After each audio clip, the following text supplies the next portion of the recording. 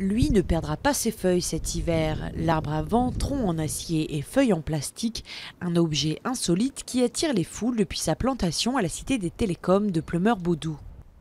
La première réaction, c'est une réaction d'étonnement terrible. Les gens s'arrêtent derrière les grilles pour le voir de loin et le prendre en photo. C'est quand même, alors que c'est le radome, on s'arrête parce que ça c'est quelque chose qui est mondialement connu, mais l'arbre à vent est quelque chose de complètement décalé.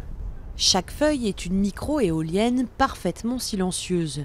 Pour fonctionner, l'arbre à vent a besoin de 2 fois moins de souffle qu'une éolienne classique et dans des conditions optimales, il peut produire jusqu'à 4 kWh, de quoi rendre autonome une maison de 4 personnes.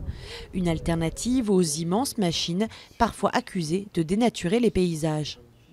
En effet, il y a plus de vent là-haut, il y a moins d'écran. Mais ça fait des machines monstrueuses.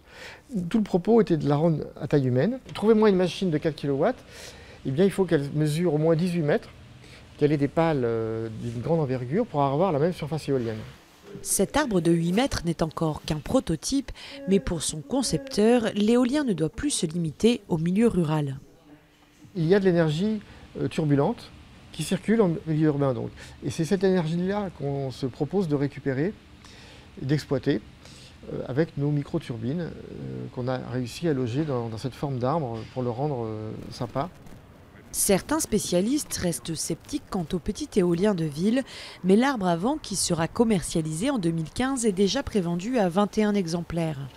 À près de 30 000 € pièce, les acheteurs sont surtout des collectivités et des grandes entreprises, mais les curieux pourront admirer librement l'arbre à vent qui sera de passage place de la Concorde au printemps prochain.